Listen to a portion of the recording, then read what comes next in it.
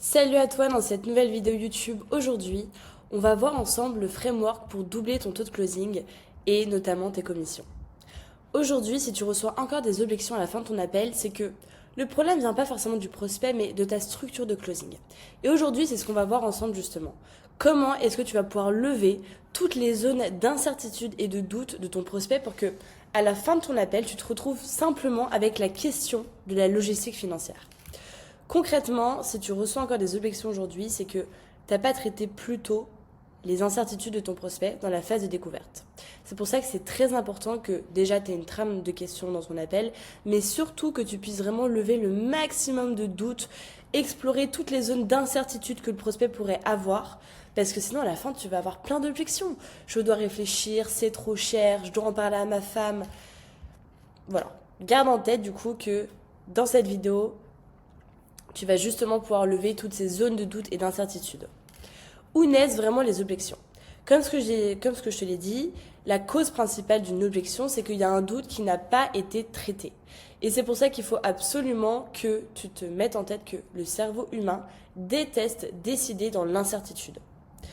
Le mécanisme, c'est que incertitude égale danger, et donc forcément la prise de décision ne va jamais aboutir. Il va donc te donner un écran de fumée. Et donc c'est pour ça que s'il y a une zone d'incertitude, s'il y a un élément qui n'est pas clair, notamment dans ton pitch par exemple par rapport à l'accompagnement que tu proposes, il va te donner un écran de fumée. Il va te donner une excuse pour ne pas s'engager. Et donc c'est pour ça que c'est très important déjà que tu le responsabilises, que tu le places dans une posture où c'est lui qui décide et que voilà, le prospect n'achète jamais avec de la logique mais avec de la certitude. Voilà, donc comme ce que je disais, si tu as bien traité en amont dans la phase de découverte toutes les questions par rapport au timing, donc par exemple combien de temps est-ce qu'il a alloué à sa problématique par jour ou par semaine, si tu as bien traité la question du partenaire, si tu as bien traité la question des finances, est-ce qu'aujourd'hui il est prêt à investir pour lui pour justement régler sa problématique, normalement à la fin de l'appel, tu n'auras quasiment pas d'objection. Et si tu en as quand même, cette vidéo est clairement faite pour toi aujourd'hui parce que je vais te donner le framework que moi j'utilise pour justement identifier et éliminer toutes les objections et doubler ton taux de closing. D'ailleurs, c'était une nouvelle, moi c'est Margot et aujourd'hui mon but avec cette chaîne YouTube c'est vraiment de te transmettre un maximum de valeur, de compétences et vraiment une psychologie de la vente. Parce que tu vois, aujourd'hui, je trouve, dans mes appels de vente, il y a trop de gens qui me disent qu'ils sont pas heureux dans leur travail, ils sont pas épanouis dans ce qu'ils font. Il y en a d'ailleurs beaucoup en reconversion professionnelle et c'est ok, mais c'est important le plus tôt possible de pouvoir se mettre dans une carrière qui nous plaît. Et tu vois, moi par exemple, j'ai fait des études en finance et la finance, c'est pas forcément quelque chose dans lequel je m'épanouissais. Alors forcément, j'aimais bien parce que sinon je les aurais pas faites, mais la vente, c'est une industrie que beaucoup sous-estiment, alors que c'est une industrie qui est super parce que on doit tout le temps se challenger, on doit tout le temps monter en compétences, on est là pour aider quelqu'un à régler une problématique. C'est aussi un métier de performance, ce qui fait que voilà, il faut pouvoir constamment performer et ça, c'est des éléments qui moi personnellement me drive et c'est une industrie où on s'ennuie très rarement.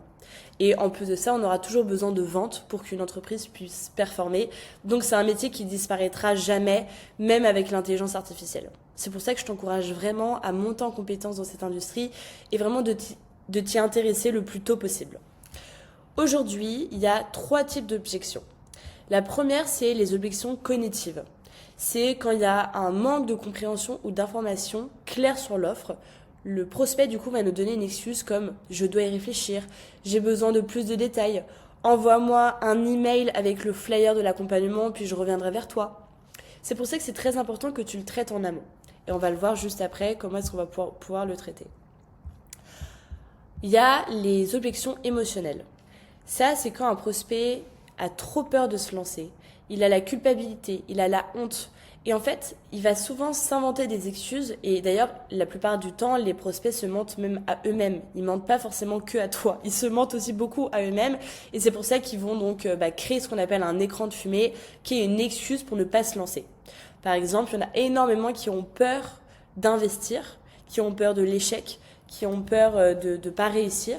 Et donc, ils vont nous donner la première excuse qui leur vient en tête, c'est trop cher, je dois demander à ma femme, je dois en parler à mon collègue, etc. Et après, il y a toutes les objections liées aux croyances identitaires. C'est un conflit interne avec la propre image qu'on a de soi. C'est quand on se sent pas capable de réussir. Et donc, on va très souvent avoir l'objection, ce n'est pas fait pour moi, ça marche certainement pour les autres, mais pas forcément pour moi, etc. C'est pour ça que, et ça d'ailleurs c'est l'erreur que beaucoup de closeuses font aujourd'hui, on ne traite jamais une objection émotionnelle avec de la logique. Il y a beaucoup de closeuses aujourd'hui qui, à la fin de l'appel, vont donner un maximum d'arguments logiques. Elles vont se mettre dans une position où elles vont vouloir persuader absolument le prospect que c'est fait pour lui. Et même si c'est le cas, même si l'accompagnement est fait à 100% pour cette personne, il ne pourra jamais bouger de sa situation parce qu'il n'aura pas été ancré émotionnellement. Il faut que tu gardes en tête que la douleur, c'est le seul moyen pour un être humain de changer de zone de confort. Et je te donne un exemple. Quand il y a une rupture amoureuse, par exemple, quand tu te sépares de ton conjoint, c'est le moment où il y a énormément de gens qui se remettent à faire du sport, à rencontrer de nouvelles personnes, à se trouver de nouvelles activités, de nouveaux hobbies, à se remettre à voyager. Pourquoi ? Parce que la douleur est tellement forte qu'elle va nous faire sortir de notre zone de confort. Et donc, c'est comme ça qu'on va se créer une nouvelle identité. C'est pour ça que, encore une fois, dans tes appels de vente, quand quelqu'un vient avec une problématique, il faut que tu l'ancres émotionnellement de manière suffisamment grande pour qu'à la fin de l'appel, il n'ait pas d'autre choix que de se lancer. Et donc, encore une fois, il ne faut jamais donner d'arguments logiques parce que c'est pas ce qui va te permettre de conclure une vente. Et d'ailleurs, il y a beaucoup plus de chances que tu la perdes parce que le prospect va automatiquement se refermer comme une huître et il sera plus réactif. Il ne t'écoutera plus, tu auras perdu son attention et puis après pour aller la regagner c'est juste l'enfer. D'où l'intérêt d'ailleurs de poser des questions pour vraiment l'ancrer émotionnellement et le responsabiliser. Et d'ailleurs j'insiste beaucoup dessus, c'est que dans un appel de vente, il faut responsabiliser le prospect. Et notamment avec des questions d'engagement que je vais te donner à la fin de cet appel, c'est le petit bonus. Et donc aujourd'hui, j'ai une structure gagnante. Si tu as encore des objections dans ton appel de vente, moi, il y a une structure de 3 éléments qui vont donc toi te permettre d'aller lever les dernières zones de doute et d'incertitude. Parce que déjà, il faut que tu te mettes en tête qu'en vente, personne n'aime se faire closer. On adore acheter, mais on n'aime pas se faire closer. Et par exemple, je ne sais pas si ça t'est déjà arrivé, mais tu vois, quand tu vas faire du shopping et qu'il y a un vendeur qui vient te voir, forcément t'es méfiant parce que tu sais que tu vas te faire pigeonner. Tu sais, alors bon, pas tout le temps non plus, mais je veux dire, tu sais que le vendeur est là pour te vendre quelque chose. Alors que toi, de base, tu préfères acheter, t'aimes bien toucher le tissu, par exemple, si tu vas dans une boutique de fringues, t'aimes toucher le tissu, l'essayer, etc. Et donc c'est toi qui prends la décision de l'acheter. Tu n'aimes pas te faire influencer pour l'acheter. T'aimes pas qu'un vendeur vienne te voir, qui te donne tous les avantages de ce produit, qui te vende les derniers éléments techniques de ce produit, etc. Ça, c'est pas ce qui va te faire acheter. Ce qui va te faire acheter, c'est parce que t'aimes acheter. Voilà, aussi simple que ça. Surtout quand t'es une fille et que t'aimes bien le shopping. Donc face aux objections, il y a une structure gagnante. Premièrement, c'est la logique. L'objection, c'est d'aller clarifier et d'éliminer. Il faut que tu poses des questions quand tu as une objection qui arrive. Et d'abord, moi ce que je fais par exemple quand j'ai une objection, c'est tu te poses 3 questions. Ok, mis à part par exemple l'aspect financier, si le prospect te dit c'est trop cher, est-ce que l'accompagnement aujourd'hui répond à ce que tu recherches aujourd'hui ? Soit le prospect va nous dire oui, et donc il va expliquer pourquoi. Soit il va nous dire non, et dans ces cas-là, il faut comprendre pourquoi est-ce que selon lui, c'est pas fait pour l'aider à régler sa problématique. Dans 99% des cas, il n'y a aucune raison qu'ils te disent non, c'est pas fait pour moi, parce que tu l'auras découvert dans la phase de découverte et tu ne lui auras pas pitché. Donc normalement, l'accompagnement est fait pour lui. Donc il faut que tu lui fasses verbaliser pourquoi est-ce que selon lui, ça va l'aider à atteindre X, Y, Z, pourquoi, et après on peut aller voir donc et clarifier les objections. Donc, premièrement, il y a la partie logique. Ensuite, il y a la partie preuve. On va donner un maximum de preuves. Et ensuite, la partie utilité. Donc, on va rentrer plus en détail dans la partie logique. Premièrement, donc, on va clarifier. On va écouter ce que le prospect nous dit. Pourquoi est-ce que selon lui, il pense que c'est trop cher ? Pourquoi est-ce que selon lui, il a besoin d'aller en parler à machin ? Et donc, on va clarifier et recadrer. Déjà, le but, c'est donc d'éliminer toutes les zones d'incohérence, les zones grises, les zones de doute, et de comprendre, d'éliminer en fait les incohérences internes du prospect. Donc avant de répondre, pose-toi toujours cette question.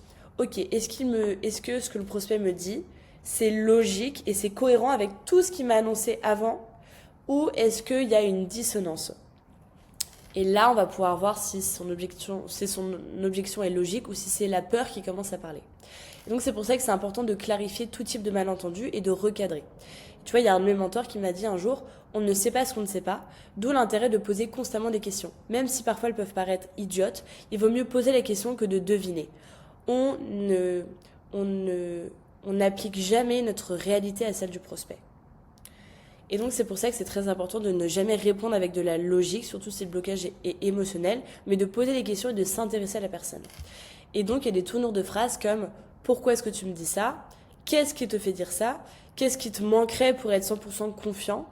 Est-ce que c'est cohérent avec ce que tu m'as dit plus tôt sur X, Y, Z? Qu'est-ce qui te manquerait pour être 100% à l'aise et donc pour te lancer avec moi avant la fin de cet appel?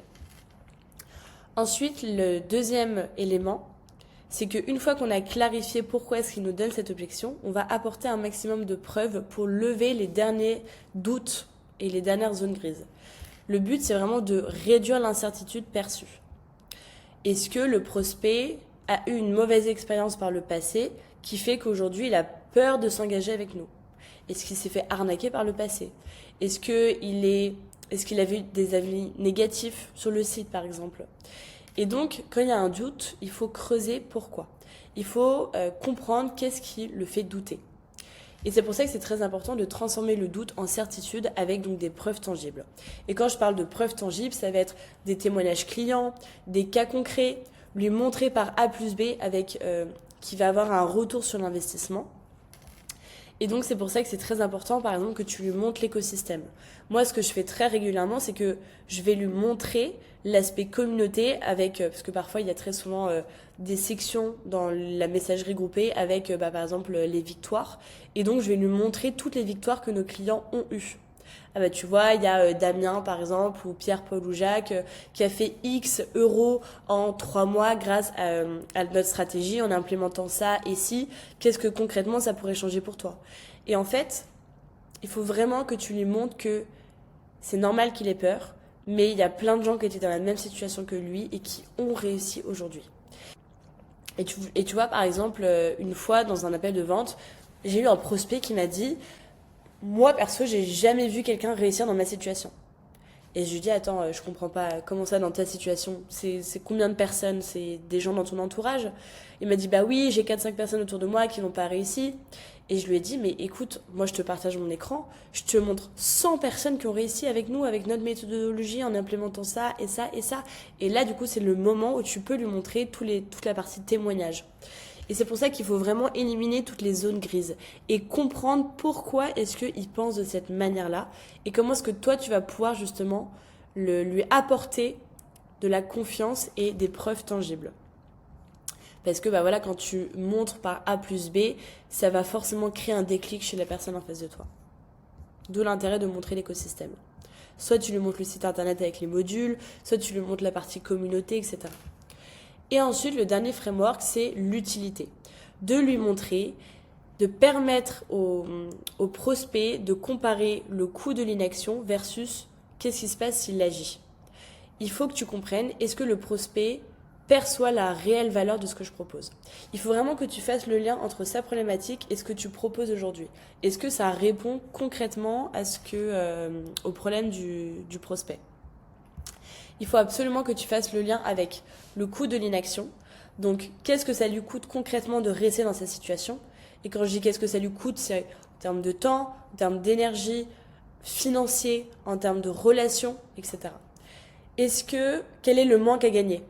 Par exemple, si tu proposes un investissement en bourse, quel a été le manque à gagner à cause d'un manque de stratégie? Cette année, par exemple, il n'avait pas de stratégie claire pour investir, donc il a perdu X euros parce qu'il n'a pas mis ça en place et ça en place. Et c'est pour ça que c'est très important que tu puisses le montrer avec des preuves tangibles. Et tu vois, le prospect se met toujours en tête Enfin, c'est pas la question, c'est pas est-ce que j'achète, c'est dans quel inconfort je suis aujourd'hui et qu'est-ce qui va me permettre d'agir. Est-ce que la situation dans laquelle je suis est tellement inconfortable que je n'ai pas d'autre choix en fait que d'agir, sinon je vais me perdre en fait. D'où l'intérêt de ne pas donner davantage sur notre produit, mais vraiment de mettre en valeur des bénéfices. Un avantage, qu'est-ce que c'est? C'est voilà ce que mon produit fait, alors que le bénéfice, c'est quel impact ça va avoir concrètement. Par exemple, si je te prends une imprimante, tu vas donner des avantages. Bah voilà, elle imprime en 5 secondes, alors que le bénéfice, c'est elle va te faire gagner énormément de temps par rapport au fait de rédiger à la main ton document, par exemple. Et donc, c'est très important que tu puisses vraiment axer ton pitch sur les bénéfices que ton produit propose. Que ça va concrètement lui changer sa vie. Ça va lui changer son quotidien. Et ça, c'est vraiment des choses qu'il faut que tu mettes en lumière dans ton pitch. Voilà, donc il faut que tu gardes en tête que dans tes appels de vente, c'est toi l'expert. En tant que closeuse, c'est toi qui dois guider le prospect. C'est toi qui sais par quel chemin il doit passer. Et c'est pour ça qu'il faut absolument que tu poses des questions sur sa situation. Et il faut que tu lui fasses comprendre que toi, tu as 10 personnes en appel tous les jours, que tu sais par quoi le prospect passe aujourd'hui, que nous, on a déjà accompagné plein de personnes avec tel et tel profil et qu'on sait exactement quoi et comment l'implémenter pour pouvoir résoudre X, Y, Z. Et que bah voilà, le prospect, il faut qu'il se sente en confiance et qu'il te fasse confiance, qu'il se dise ok, cette personne sait, je vais me laisser guider pour pouvoir atteindre mes objectifs parce que je gagnerai beaucoup plus de temps à l'écouter et à implémenter ce qu'elle me dit d'implémenter plutôt que de le faire seul de mon côté. Voilà, et donc le petit exercice qui marche très bien, c'est que il faut que tu prennes donc une objection courante que tes prospects te donnent en général. Et donc les 3 principales, c'est trop cher ou alors j'ai pas le budget. Je dois en parler à. Et très régulièrement, c'est j'ai peur d'y aller. Enfin, je sais pas si c'est fait pour moi. Et donc, il faut absolument que tu t'entraînes avec ton entourage à poser des questions constamment. Quand on te parle, tu ne réponds pas directement, tu vas répondre par une autre question. Et le fait de faire cet exercice, ça va t'obliger à créer de nouveaux automatismes, de nouveaux schémas neuronaux pour pouvoir toujours mieux rebondir. Voilà. J'espère que cette vidéo t'a plu. N'hésite pas à me poser toutes tes questions si tu en as par Instagram ou par email.